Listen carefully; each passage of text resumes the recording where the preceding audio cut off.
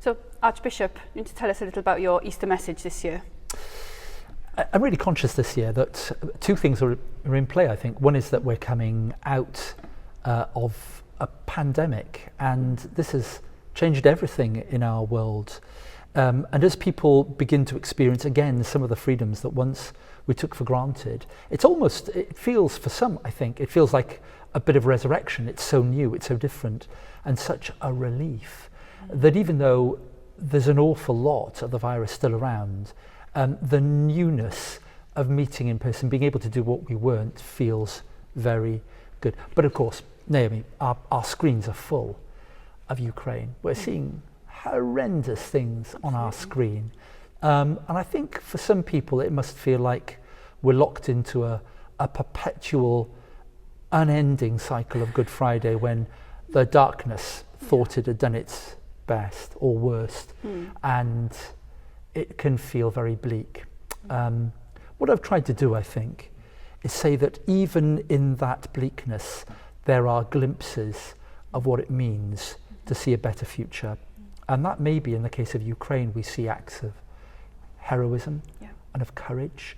We see protest because we sense this is wrong. Life must be more than this. This can't be the only way for human beings to conduct their affairs. And every time we protest, what we do, I think, is we kind of align ourselves to what is good, true and holy. It's resurrection life. So a part of what I'm saying is that it may seem bleak at the moment, but to clone a sermon from many years ago, Sunday's coming, and that's a good message to give. For the church, it's more important than ever as we face many challenges in society, that we learn to, as it were, craft resurrection faith in simple terms. And that means being life-giving to other people. It means being aware of how we can transform some of the darkness in our communities and in our life and bring hope where there isn't any. And all of that is a challenge to the church, but it's also one of the most beautiful things to do. And let's face it, when we make a difference, when we do something that's good, beautiful and holy, it's the best feeling in the world. I think we touch a little bit of the New Testament when we do that. Yeah, excellent. There are some people for whom coming out of the pandemic is actually quite scary. Before we had restrictions, we had things that kept us safe, we had rules that we could follow, and we knew where we were. And I guess at the time there was confusion around the resurrection as well, and kind of the hope that it brings and people being worried about that. What might you speak into that? Yeah, you're right, absolutely. I think people are slightly nervous, but at the same time, there are people who are coming out of the pandemic now who've lost loved ones. Absolutely. We all know someone who's been affected, but for those who weren't able to be there when a partner or a parent died, this doesn't feel like Easter. No. This feels bad. And I think that one of the things that strikes me about the Christian message, in the moment when Jesus died, it was the moment when God stood shoulder to shoulder with human beings in a way that is both a mystery and a reality. That was the moment where God tasted death. So God knows what bleakness looks like. God knows what loss looks like. And I think that we need, in this Eastertide, we need to bring Good Friday with us.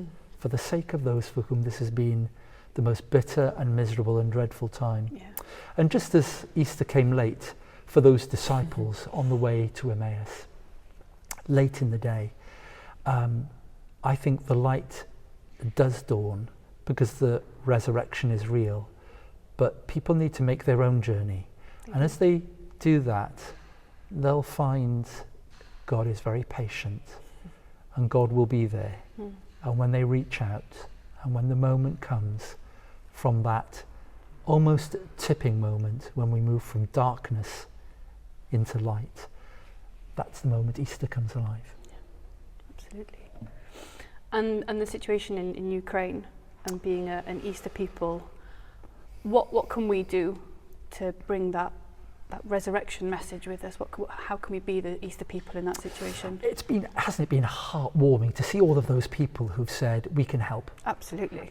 We can take in refugees, we can give whatever we can, whether it's money or whether it's pray or whether it's, as some people have wanted to do, just almost give the shirt from their back. To me, there's something profound about human beings who respond with love and with concern, because it's the protest against the apparel of death, which is what we're seeing in the Ukraine, and the aggression from one country to another. So first of all, we can respond practically. We can give, support the Christian Aid appeal, and keep giving, because even this week we've heard of inflation rocketing in Ukraine and their economy contracting. We can give practically. Don't let the world squeeze you into its mould. We don't have to live with this. We don't have to accept that this cycle within Europe of redefining boundaries and people and ethnicity by war is an acceptable or an appropriate way. And even the protest of saying we don't accept this is important. And of course, praying, because I believe deep down that the earth is the Lord's, and God is able to bring an end to this war, and God is able to rebuild the shattered walls, the shattered lives, and to bring hope. We don't see it yet, but I believe we will, and we should hasten that in our lives and in our praying. Excellent. Thank you. You're very welcome.